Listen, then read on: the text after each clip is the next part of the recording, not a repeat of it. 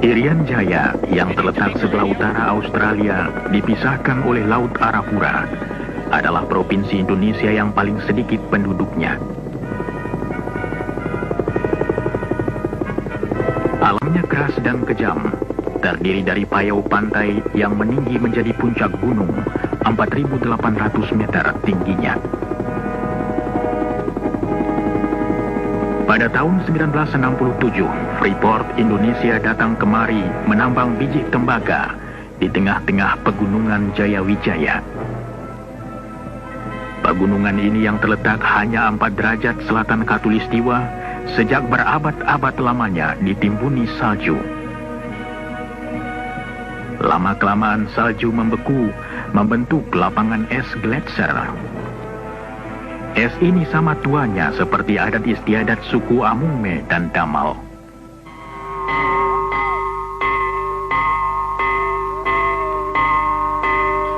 Kita tak tahu apabila dataran tinggi Irian Jaya mulai dihuni. Mungkin 20.000, mungkin 30.000 tahun yang lalu. Penduduk dataran tinggi yang hidup terpencar dalam dusun-dusun kecil berhasil menyesuaikan diri dan bertahan hidup. Mereka berhasil mengatasi kekejaman lapangan dan menciptakan cara hidup sederhana bermartabat. Mereka yang berakar adat lama dan dituntun pandangan masa lalu, kini mulai berubah.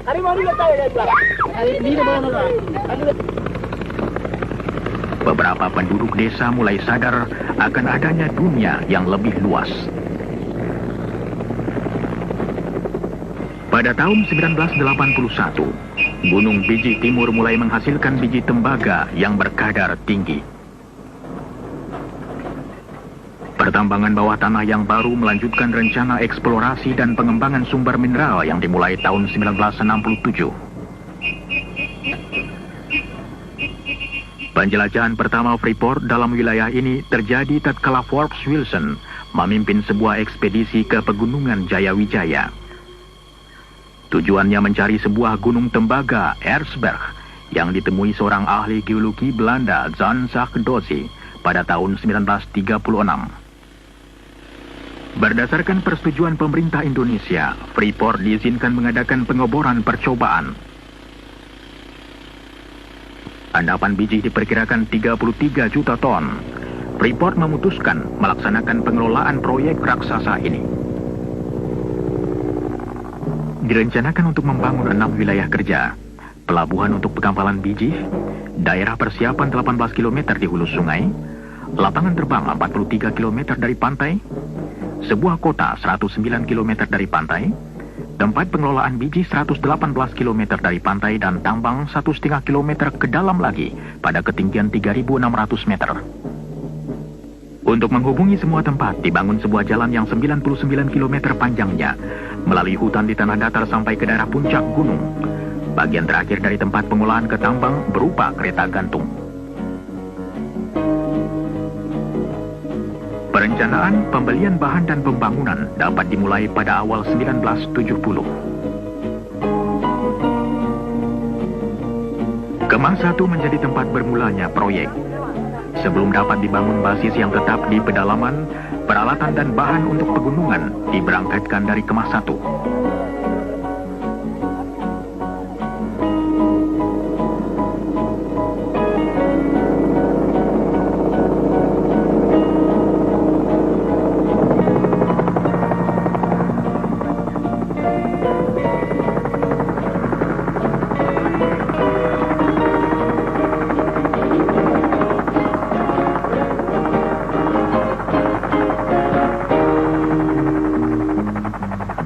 Mula-mula tidak ada tempat pendaratan helikopter. Pekerja diturunkan ke tengah-tengah hutan untuk mempersiapkan landasan helikopter.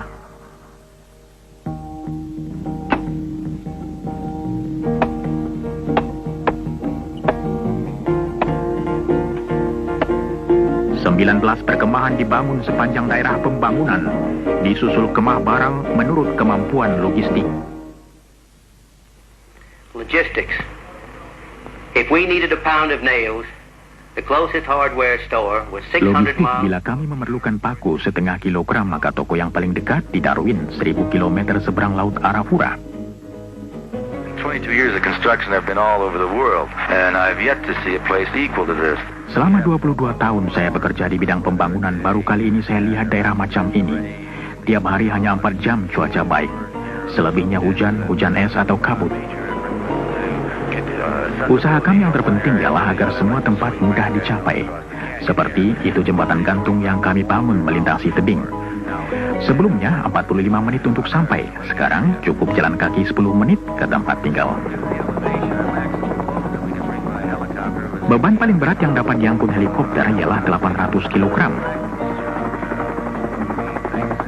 Dan tim helikopter sangat berjasa dalam usaha membawa barang-barang untuk kami. Inilah satu-satunya cara untuk dapat memulai begitu cepat.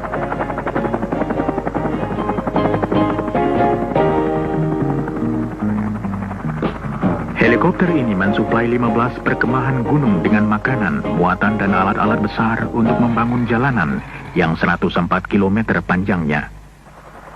Sepanjang 66 km jalan datar melalui daerah payau dan hutan dan menyeberangi 2 sungai. Kemudian jalan nanjak berbelok-belok sepanjang 36 km melalui punggung gunung terjal yang perlu digali atau diratakan agar tanjakannya tidak lebih dari 20%.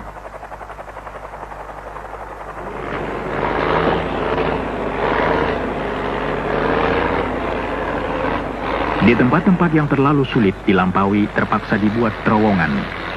Yang satu 1.300 meter panjangnya terowongan Hanekam, dan yang satu lagi 800 meter terowongan Zakkam. Konstruksi kedua terowongan seluruhnya ditunjang helikopter.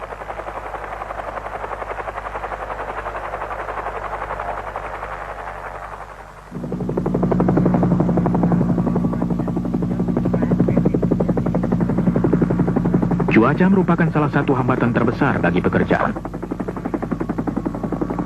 Awan tebal sering datang dengan cepat dari Laut Arafura. Helikopter yang berangkat dalam cuaca baik tahu-tahu masuk daerah hujan dan kabut hingga terpaksa kembali ke pangkalan.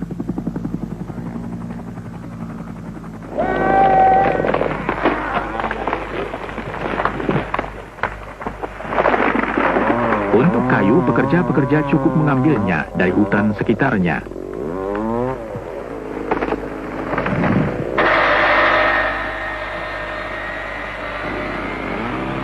Pohon-pohon hutan yang tinggi ada guna lain untuk membuat landasan jalan. Gelondongan kayu disusun sebagai dasar jalan. Kemudian batu kerikil dituangkan di atasnya menjadi permukaan jalan.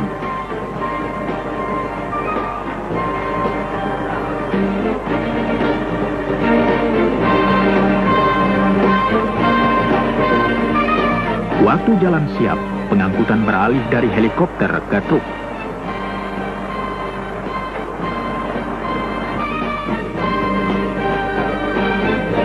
Seluruhnya lebih dari 60.000 ton barang diangkut truk melalui daerah pegunungan.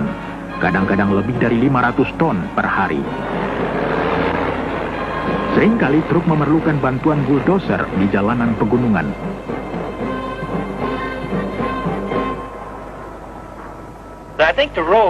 Hemat saya, jalanan itu paling merusak bagi peralatan kami. Tapi pekerjaan yang paling berat bagi manusia ialah di Gunung Erzberg. Kondisi pekerjaan kami amat berat selama 4 hingga 5 bulan pertama.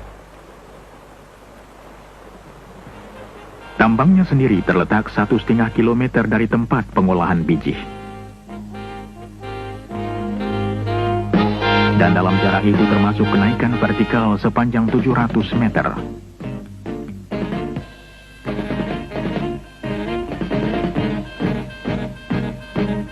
Mula-mula kedua tempat dihubungkan dengan kawat yang mengangkut pekerja dan barang-barang ringan.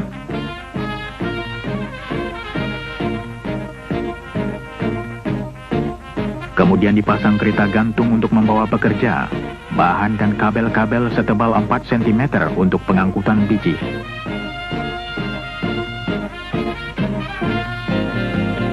Sistem ini merupakan salah satu rentangan kabel tanpa penyangga terpanjang di seluruh dunia.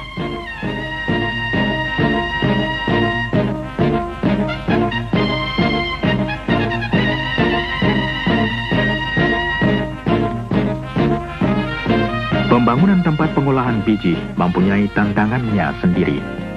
Dari cuaca buruk dalam alam keras sampai batas waktu dan masalah logistik.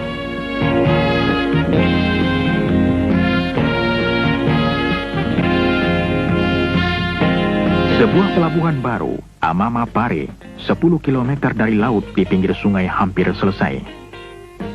Semua fasilitas bandar laut modern harus dibangun. Dari tongkang-tongkang dan tambatannya, sampai alat pembawa barang dan pemuat kapal.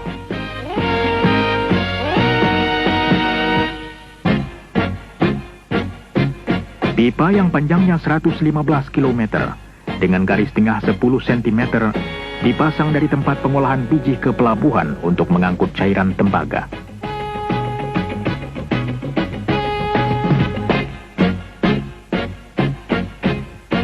Cairan kental endapan tembaga dalam pipa dipompa mula-mula untuk melewati punggung gunung. Kemudian daya berat membawa cairan ini ke bawah sepanjang 74 km ke pelabuhan. Di tengah-tengah kesibukan operasi awal, pada bulan Maret 1973 sebuah pesawat terbang jet mendarat di Timika. Pesawat ini membawa tamu istimewa yang mulia Presiden Soeharto. Bersama dengan pejabat lain, beliau datang untuk meresmikan pembukaan fasilitas penambangan.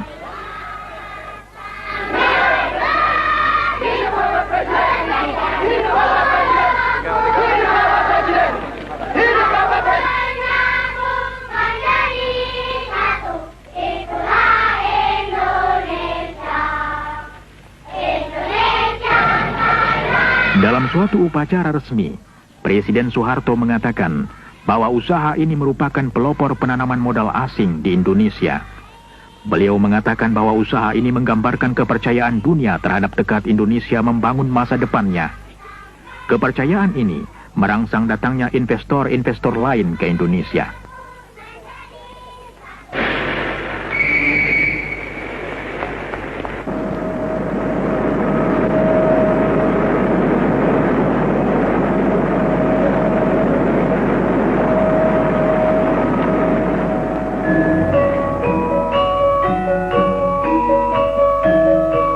Dalam suatu upacara lain, Presiden Soeharto mendapat hadiah dan beliau membuka selubung batu kenangan kota Tembagapura.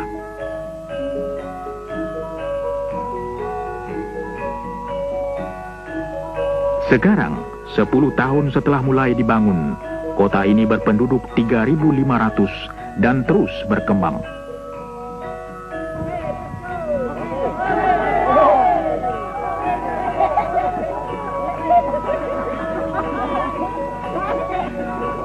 Tembagapura memiliki semua fasilitas kehidupan modern, masjid dan gereja, jawatan pemadam kebakaran, toko, tempat makan, pabrik roti dan kantor perjalanan.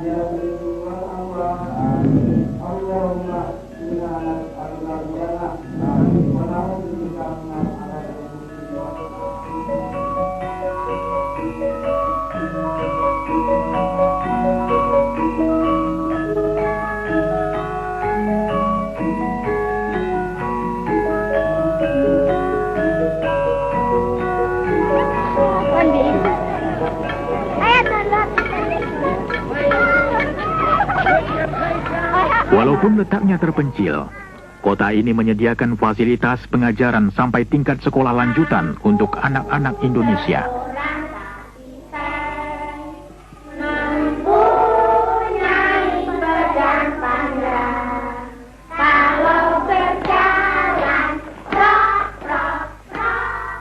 Klinik bayi dan jasa kesehatan lain disediakan untuk pegawai dan keluarga mereka.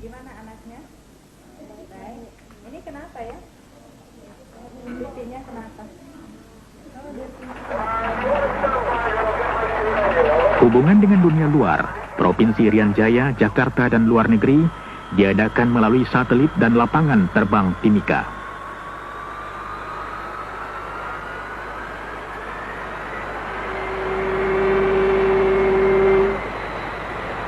Segala sesuatu harus diimpor, diturunkan dari kapal, dan dibawa dengan tongkang ke PET 11 untuk kemudian diangkut ke daerah pegunungan.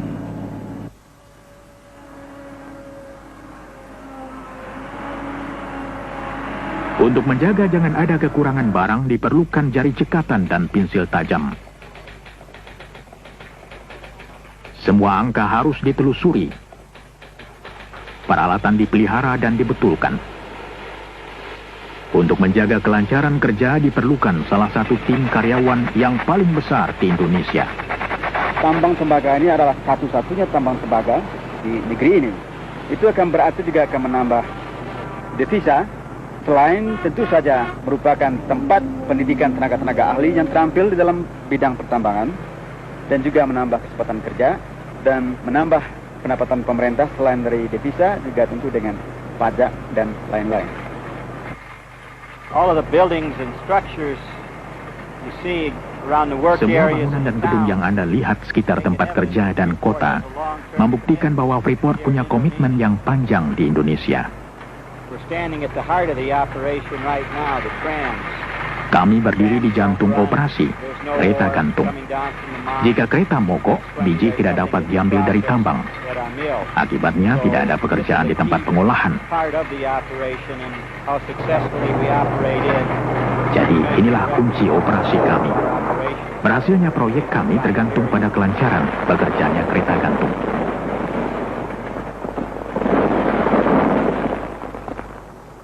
Sejak kami mulai, kereta gantung telah menurunkan seluruh isi Gunung Bijih. Kita mengusahakan tambang tembaga di Gunung Bijih. Dulu pertama kali kita namakan iceberg. Kita telah memproduksi biji tembaga sebanyak kurang lebih 19 million ton. Sementara itu, tim eksplorasi melanjutkan pencarian biji baru. Usaha mereka berhasil, sumber baru ditemui 1 kilometer sebelah timur dari tempat semula, disebut Gunung Bijih Timur.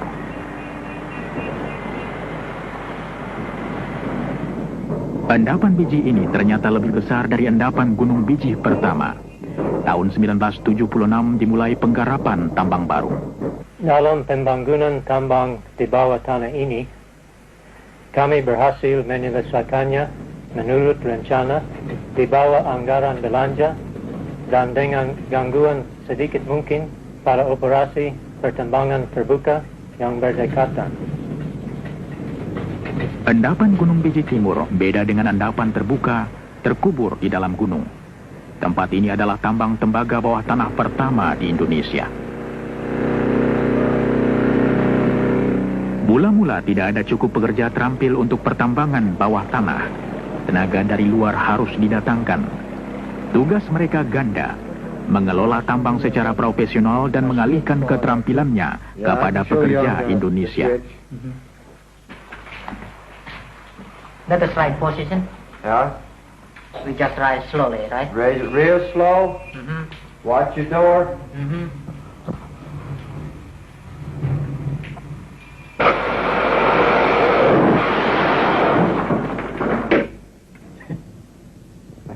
Silahkan pakai itu. Bagaimana bedanya? Jauh sekali. Itulah perlunya. Ini baru contoh kecil-kecil saja. Selama 4 tahun, penjelajahan dan perkembangan sekelompok tenaga kerja memasukkan banyak orang Indonesia yang sedang dalam latihan dan tidak pernah bekerja di bawah tanah sebelumnya. Menurut hemat saya, adalah prestasi yang luar biasa untuk mempunyai rekor keselamatan kerja yang lebih baik atau semutu dengan tambang besar yang mana saja di dunia.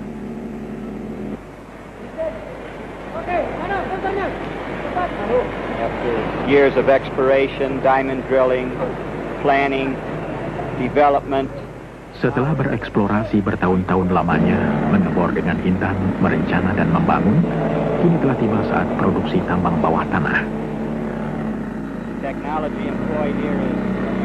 Teknologi yang dipakai sangat unik. Apalagi kalau diingat bahwa teknologi macam ini hanya terdapat di sedikit tempat lain di dunia. Dan Anda menemukannya di tempat jauh seperti Irian Jaya. Current mining reserves indicate we'll have ongoing operations. Persediaan endapan menunjukkan bahwa kami masih akan dapat beroperasi sampai 13 hingga 15 tahun lagi. Tentu saja kami terus mencari dan mengharap akan dapat endapan lain. Semua ini merupakan pertanda baik. Tidak saja untuk karyawan Freeport, tetapi untuk seluruh Indonesia.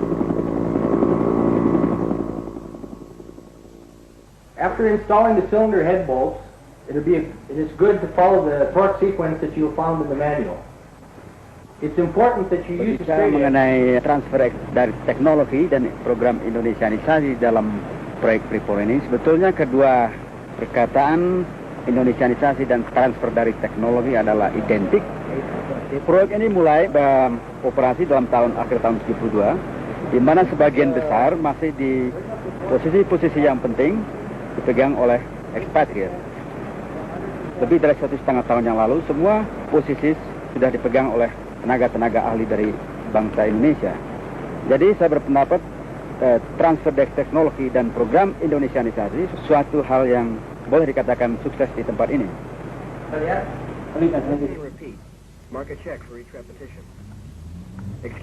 Pengalihan keterampilan dicapai dengan latihan sambil kerja dan dalam bengkel-bengkel kerja. Fitness motor terdiri dari rotor, kemudian motor ini adalah di start dari dalam tank, diisap oleh pompa. Sudah lebih dari 1.200 orang Indonesia mengikuti pelbagai penataran.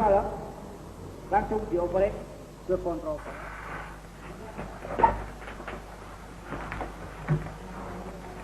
Paru-paru kiri dan paru-paru kanan, ya. Keterampilan dan pengetahuan pegawai kesehatan pun ditingkatkan terus-menerus.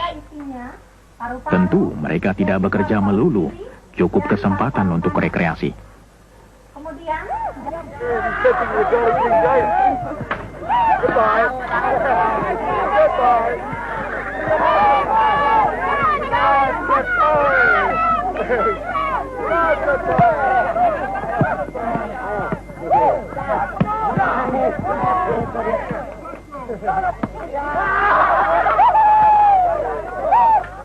Oh, what a hit! All right! Easy! Oh, second ball! Woo!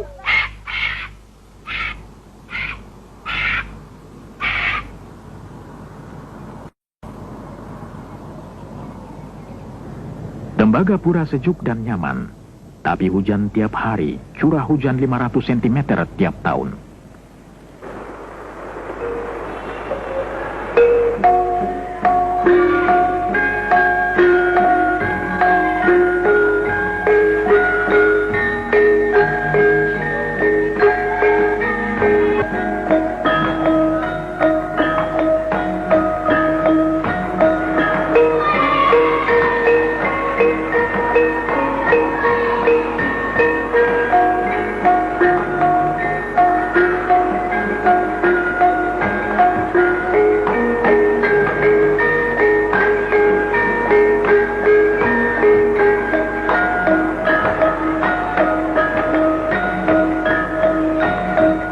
Namun semangat tak luntur dan pekerjaan proyek jalan terus.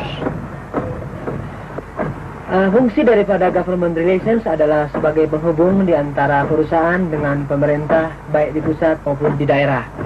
Untuk ini kami bekerja sama dengan pemerintah daerah di Fakfak dan Jayapura, serta juga dengan Kementerian Riset dan Teknologi di Jakarta, untuk membuka daerah pertanian yang baru, daerah resettlement yang baru di daerah pantai, di daerah dataran rendah, memberikan pelayanan kesehatan, pendidikan, dan juga bantuan penyuluhan pertanian.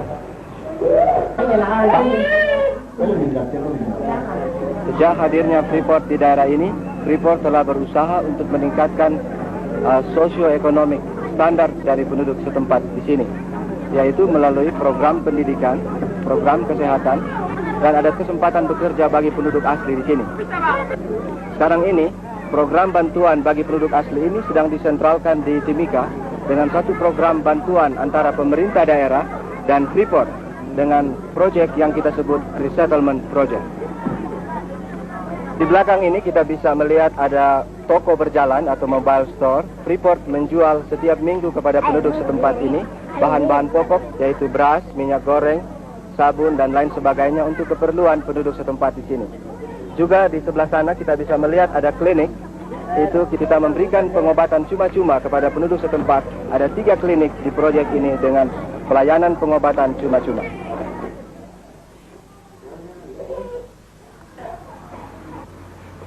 Para perawat dari Rumah Sakit Tembagapura mengunjungi klinik-klinik beberapa kali seminggu untuk mengobati penduduk asli.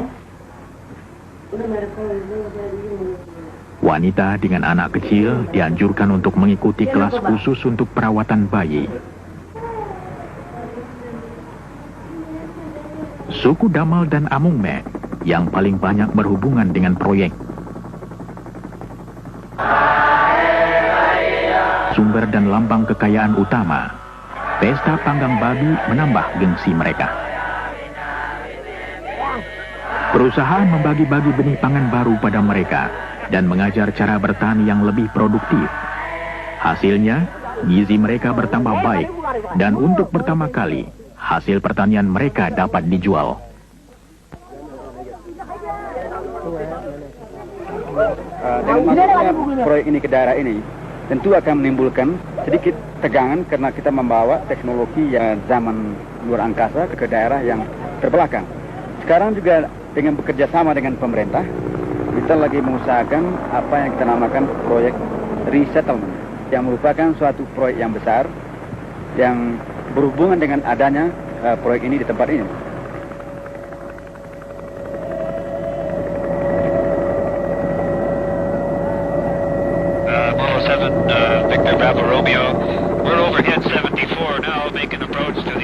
Persediaan biji dalam Gunung Bijih Timur diperkirakan dapat bertahan sampai 15 tahun. Untuk mengelola tambang tersebut diperlukan sistem penggalian yang rumit yang disebut block caving. Block caving can be described Block caving dapat digambarkan dengan menjungkir balikkan tambang terbuka, menjatuhkan biji melalui terowongan, untuk kemudian diambil dan diangkat ke permukaan tanpa banyak kerja tambahan.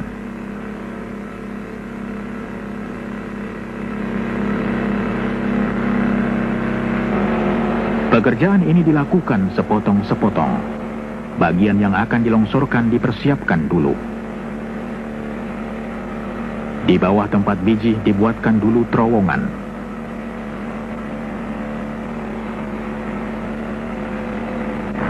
Kemudian bagian-bagian yang mengandung biji diledakkan. Ledakan ini menyebabkan lapisan yang mengandung biji kehilangan penyangga dan roboh.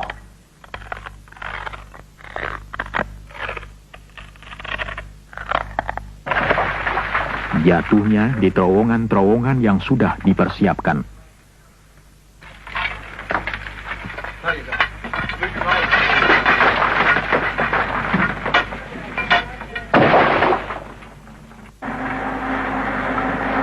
Dari sana, potongan-potongan diangkut ke tempat pengumpulan di luar.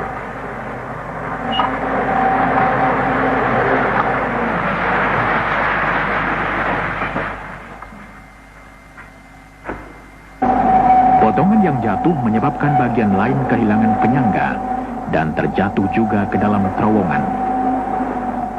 Serangkaian penghancuran yang teratur dan berencana menciptakan proses pelongsoran terus-menerus.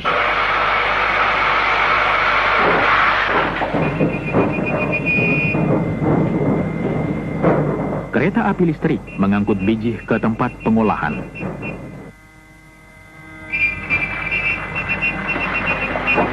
Produksi biji di Gunung Bijih Timur akan meningkat terus, sedangkan produksi tambang terbuka makin berkurang.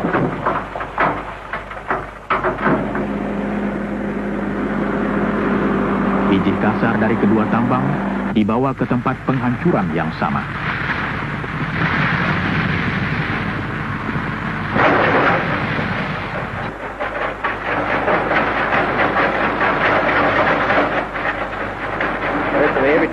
that's mined in this project is transported to the concentrator via the tramways you see in the background.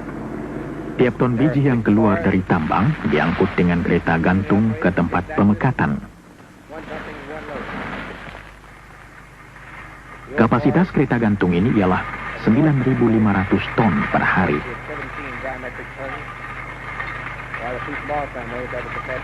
6 kereta bergerak terus-menerus, 1 diantaranya menuang, 1 diisi.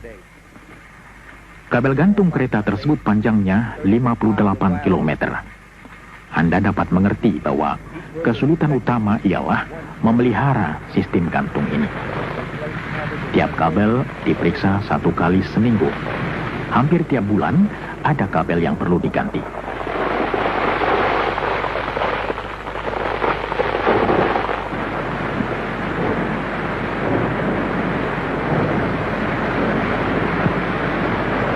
Biji dihancurkan lagi di tempat pengolahan. Kemudian ditambah air menjadi semacam cairan terdiri dari biji halus. Cairan ini kemudian diaduk keras menyebabkan munculnya buih mengandung biji.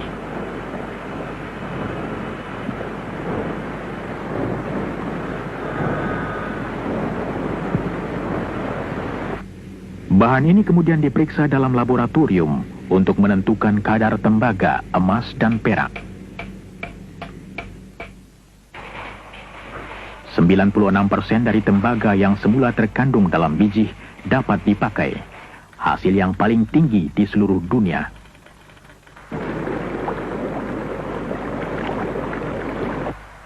Logam yang terdapat dalam buih dipisahkan, dijadikan cairan kental lagi dan disedot melalui pipa ke pelabuhan.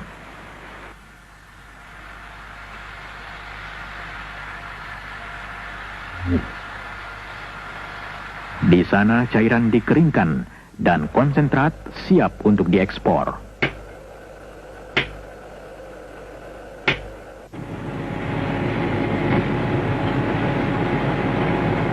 Konsentrat ini dituang dalam palka kapal.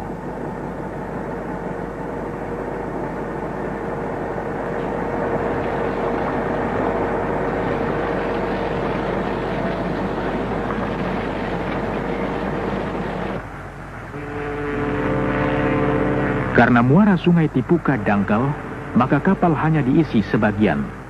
Kemudian bergerak ke tempat tambatan di lepas pantai.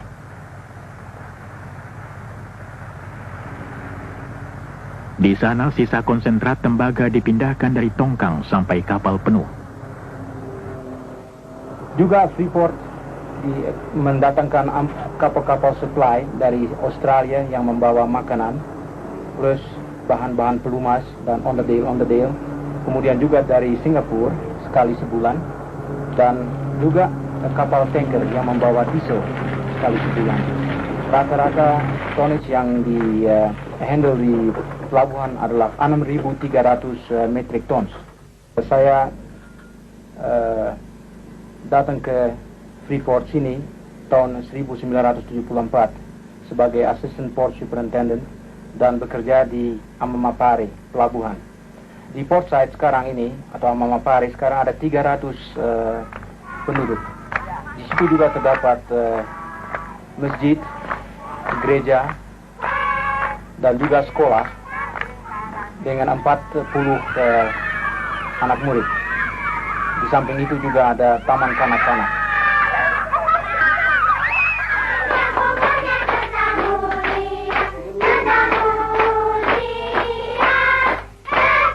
Pesta ulang tahun merupakan tradisi hampir seluruh dunia. Pesta bayi yang pertama lahir di Tembagapura baru-baru ini merayakannya. Sesuai dengan salah satu tradisi Indonesia, merantau, banyak lelaki meninggalkan kampung halamannya mencari petualangan di tanah yang jauh. Mereka datang untuk bekerja di proyek tembaga. Tetapi bukan hanya ini usaha mereka. Mereka membawa adat mereka, membangun masyarakat baru, dan memberikan warna baru, hidup dan vitalitas pada tanah jauh ini. Ini betul-betul merupakan suatu daerah Indonesia Mini, karena di daerah ini bekerja orang-orang Indonesia mulai dari Sabang sampai Merauke, dari ujung utara Sumatera sampai selatan daripada Irian Barat. Dan semuanya adalah bekerja sama untuk suksesnya proyek ini.